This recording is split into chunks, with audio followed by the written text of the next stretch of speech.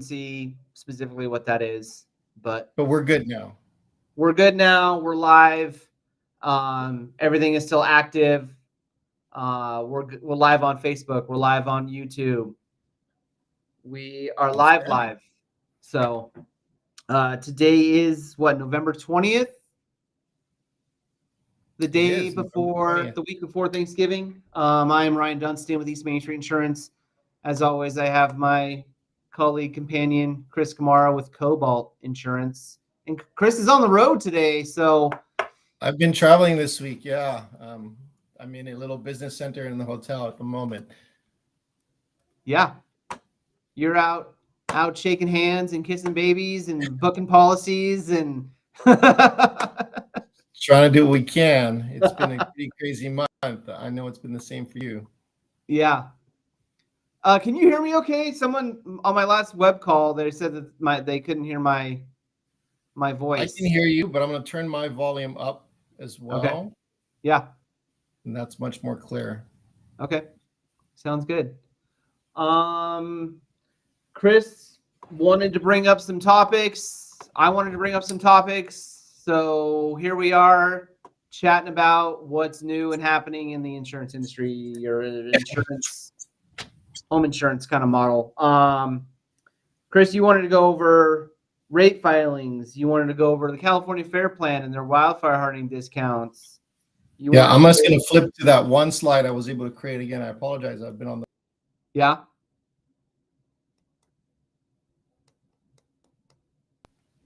What we have show up on the screen. Oh, wow. You got it. Yeah. This looks good. Man,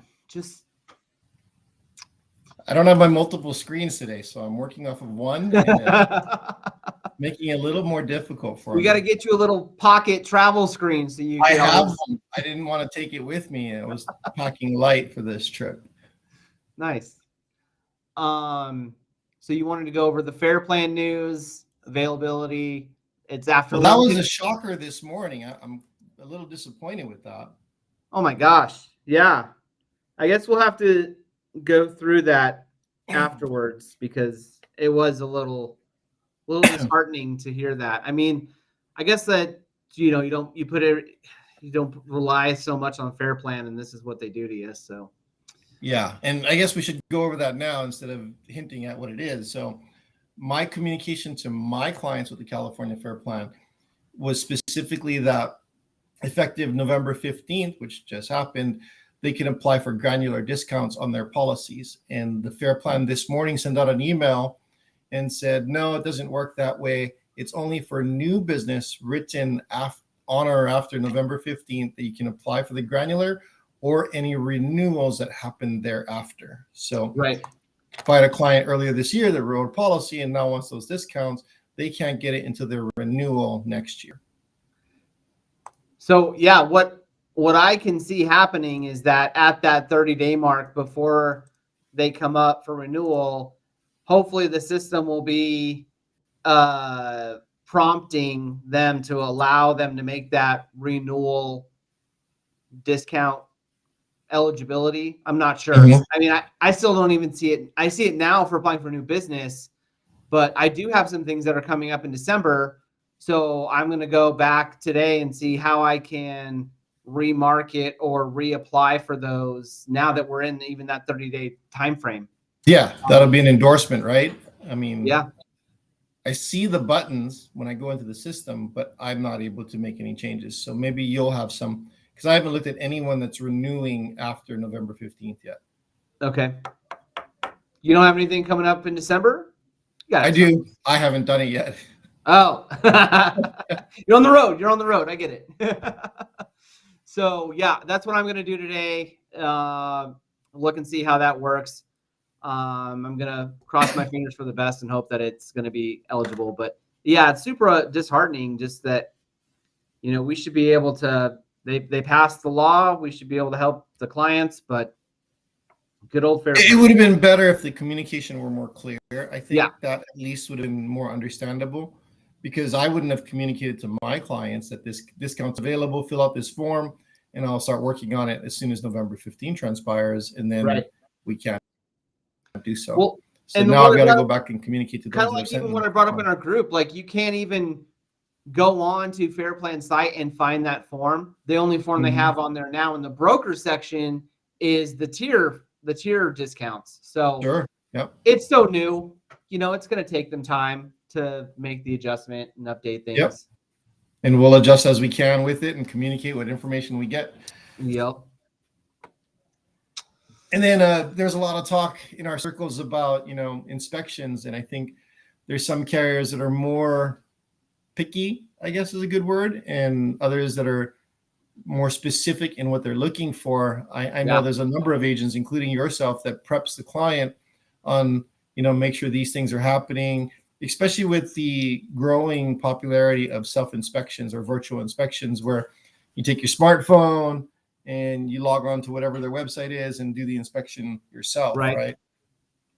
So, yeah, I mean, we were talking about it earlier today. Home systems are probably one of the biggest things. So, your heating, your roof, your plumbing, your electrical, make sure those are all in good order. And then about your surroundings, like trees. Some carriers are going to be more picky on how close they are to the home, and some aren't, right?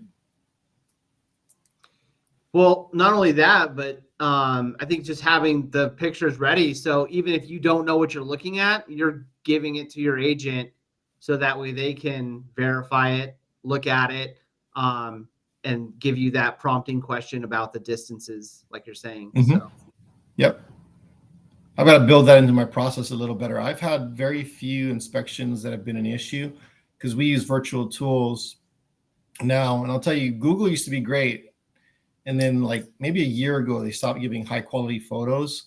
So now I'm using certain carriers, their satellite images, and they give me points in time, different angles of view. So we've been able to do that proactively for our clients. I mean, that's amazing that like things you would think like the insurance industry, you'd be able to just like tell your address and we'd have all the updated photos, but We don't. yeah, I wish we did. everything's just far behind. So it's good to have those available for sure. Yeah, those resources are great. I like ones that give me, because I get a north, east, southwest view. So I get to get the differentiator. If a tree's hanging over a house over here, but it's just a shadow, you never really get to see.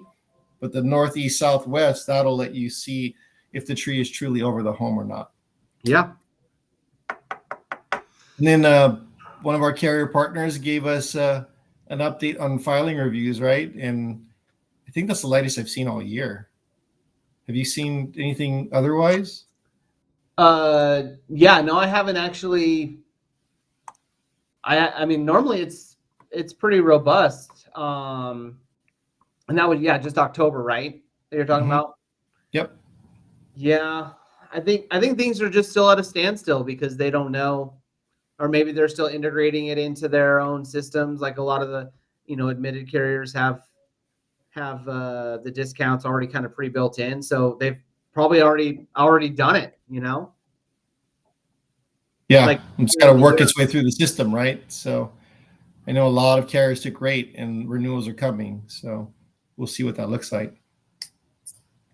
And then you told me about this one today. That was news to me, breaking news. That was November 14th. So only 6 days ago, State Farm, the overarching umbrella throughout the country, got a downgrade from AM Best. It didn't affect directly the California subsidiary, but it does in a non-direct way. Yeah.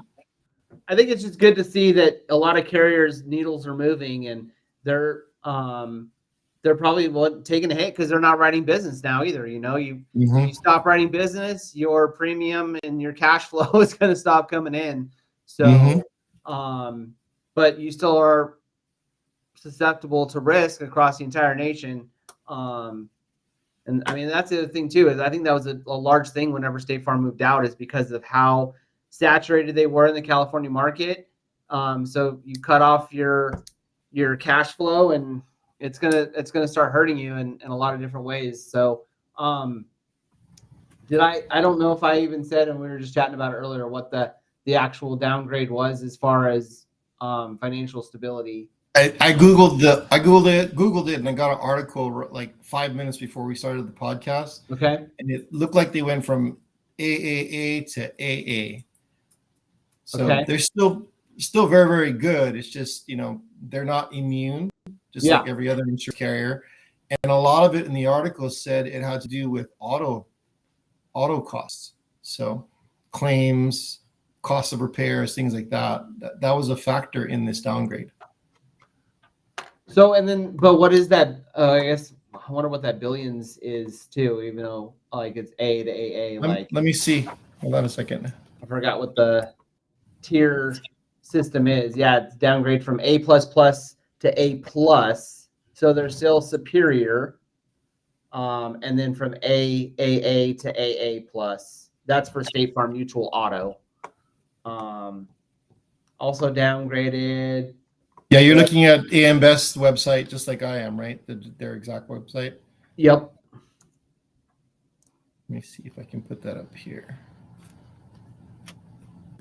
So it says some of the reasons are underwriting losses across all auto and home, pressure from severe weather, connective storms, and wildfire losses, 5 consecutive years of underwriting losses, increased loss severity, capital position still strong, 72% of surplus in common stock portfolio. Doesn't mean State Farm's in trouble, but they remain financially strong. But the downgrade signals that even the biggest carriers are not immune. And it also impacts how reinsurers and regulators view the California market. I think it's because once you come into California, you are getting quite a bit of money. You've got quite a bit on the hook. You're reading an article, or are you looking at this AM Best? Sorry, I got to really see it. I was just reading a snippet. Okay, I've shared the direct from AM Best's website, the article they put out. Yeah. Yeah, it looks really good. So, yeah, if you're looking to find out more about State Farm, or you're with State Farm, AM Best is probably the most reliable source for insurance information regarding insurance carriers' financial stability, news about the insurance carrier, and that's free information. You can just log in there at any time and see what kind of data that they're able to help provide to you. And I know we're going fast. Sorry, but yeah. So we went over the fair plan, the discounts not being available for everybody like we thought. Being prepared for your inspections. If you and every carrier I know of is doing an inspection, right? So if you're shopping around, hopefully getting off the fair plan or getting to a carrier that's going to give you more savings, got to be prepared for what they may find. I've had a few clients where we've rewritten them, saved them a bunch of premium, and then the inspection came back and the roof needs to be replaced. And it's just not a good place for the client to be in at that point. Yeah. Which, I mean, just in general, roofs are going to be the hot topic for quite some time. I mean, a lot of carriers, whether they be surplus lines carriers or these regular admitted carriers, I think 25 years, maybe even 30, but yeah, that age is really going to be a mute point as far as being eligible for that carrier. Yeah, I completely agree. And then rate filings are light, and that, I don't see the market getting better right now. I mean, from your perspective, are you seeing any give or? I don't. I mean, I think things are just going to continue to be stagnant until after the first of the year. That sustainable insurance strategy is supposed to allow carriers to be filing for rates a little bit quicker. But yet no one's filing for rates. I do see some of these captive carriers coming in, taking stuff in regions like El Dorado and Granite Bay, and they're writing it. It's not a lot of savings, but they're actually coming in and writing a few properties, which is a good sign. Honestly, it is. That competition, it makes it better for everybody.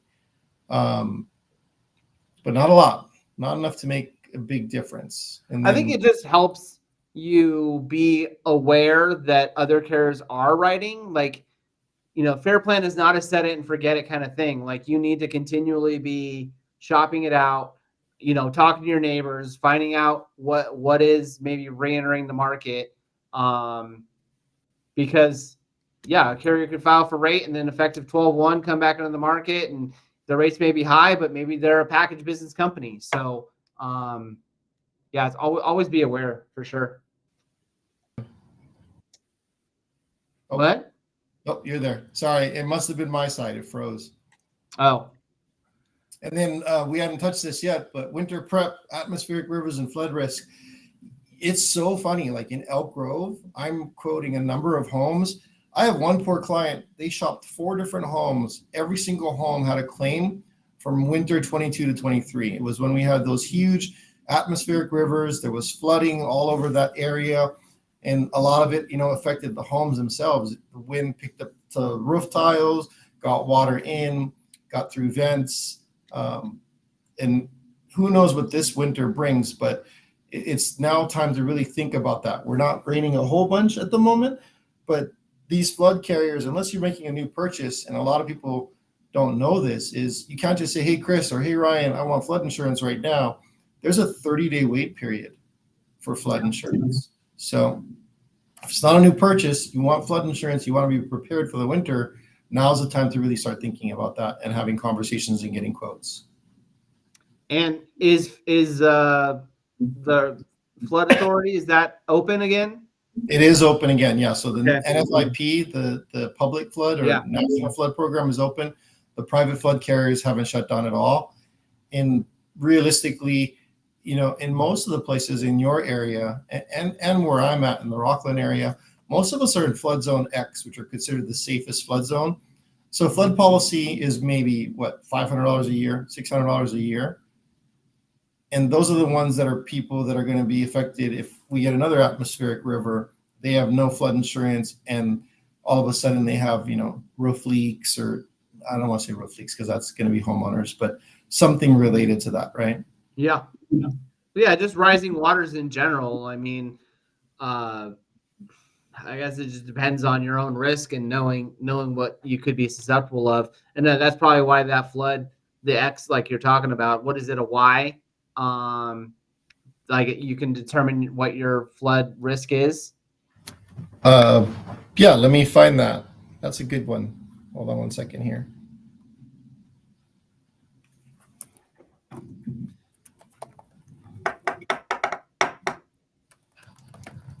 Yeah, I think I have.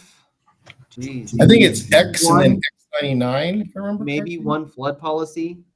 I just Oh, we write a few more than that. Yeah, I just don't write them at all. Just because our area, I mean, we have the Snowmageddons in the 22, 23. So everyone was having, trees fall on their roof and weight of snow and whatnot. But Oh, yeah.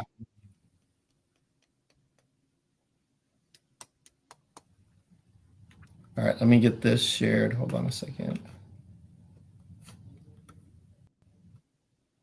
I really miss my multiple screens, I'll tell you that.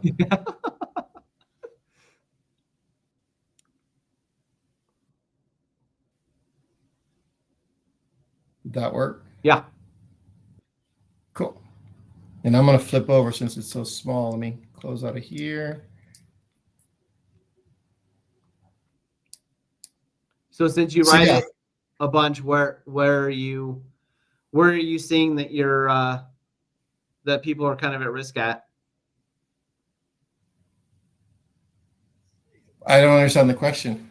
Where Rockland, like you're saying, yeah, like are there certain areas in town, like in your area, that maybe are more susceptible, or anything Sacramento River, American River, Natomas, those areas.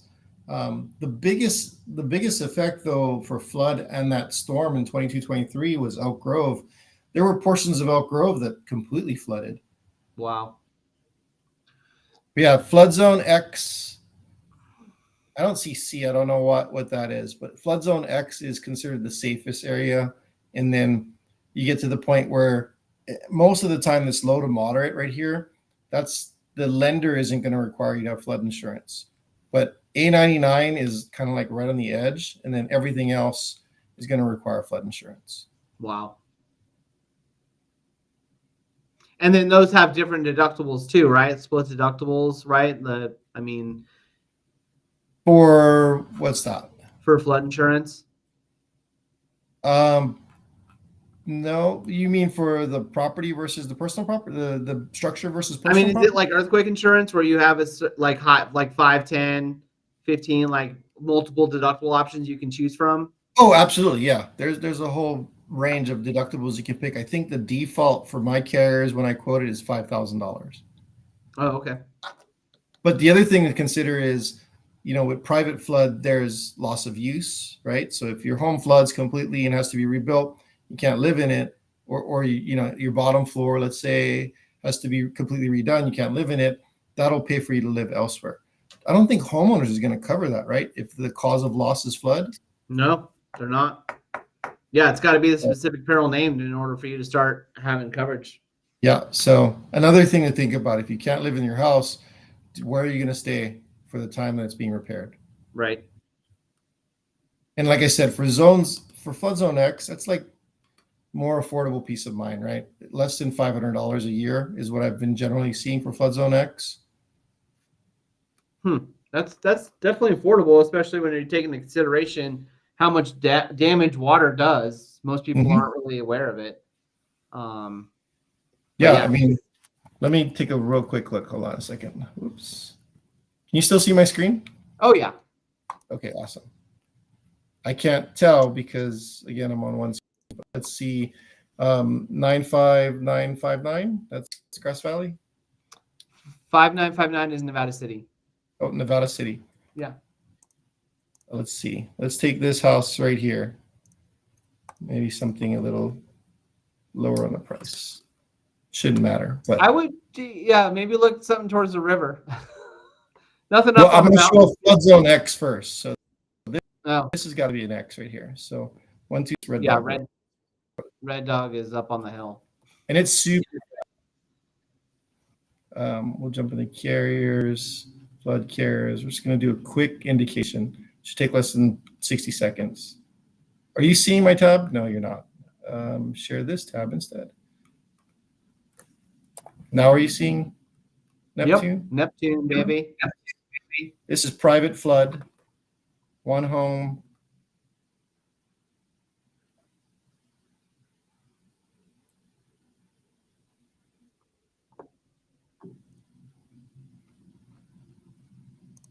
Okay, a little bit longer since the carrier is taking longer.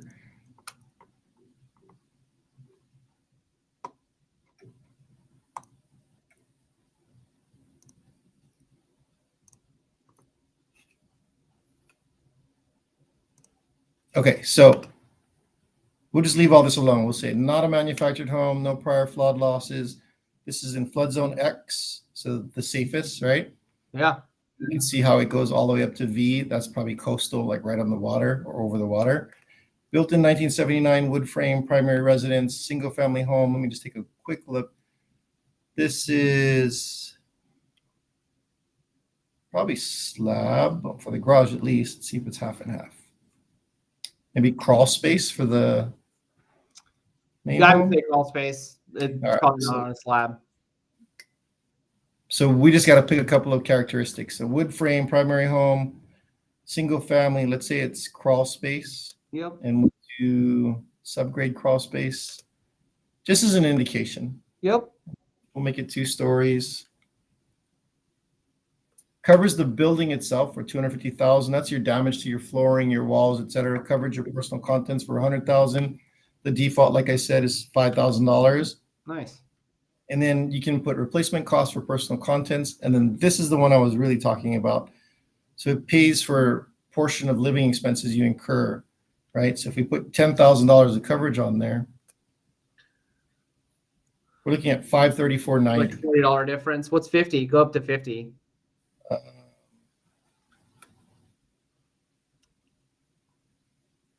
683. Yeah, almost $200 difference. And if you didn't care so much about the building, you could even drop that down. Let's say it's 100,000 in damage, because like this one here, it's on a hill from what I saw in the photo. Yeah. So a lot less likely, right? So you can go down to, see if it changes anything here. Barely even changes anything. So it's probably more on the personal contents and on the temporary living expenses. Yeah. ALE. Mhm. But still, price wise, I mean, something worth looking at. Parametric earthquake policy. That sounds like fun. This one's cool. This one, I kind of like the idea of this. So it says they have the thing that if it's X distance from any place that an earthquake originates and you're in that zip code, that distance, they'll pay you flat out this money, no questions asked. They'll just give it to you even if you don't have any damage? Yeah. Because What? what if you live someplace else? Oh yeah. So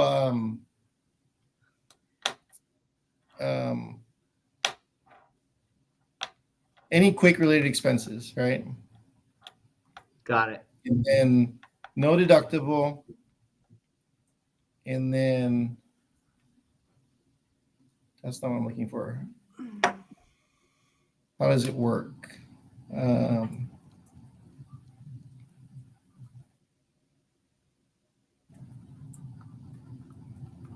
I have the material, just not in front of me. This wasn't on the topic. No, for that's today. fine. We probably don't need to talk about it. I was just like a squirrel moment for an insurance agent. Like, what is that? What It's is an that interesting parametric thing. coverage? It's absolutely not like your typical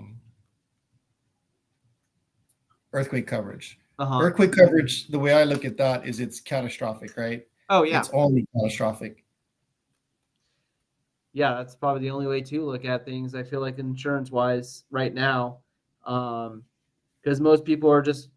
I think most people right now are starting to become a little bit more risk adverse in understanding policies and I'll pay for that $10,000 damage, damage, whether it be to the roof or something else. Some people are really only want to use it for a full on 50, 100,000 total loss situation. Yep. Yep. Hey, I don't know if you could, oh, there it is. My screen blacked out, but I was still here and I could still hear you. So that's awesome. Yeah, I think that's all the topics I really had for today. Like I said, I'm just in the business center and popped in. So Cool. Thanks for making time for us, Chris, as always. awesome. We'll end the stream now. Okay. Okay.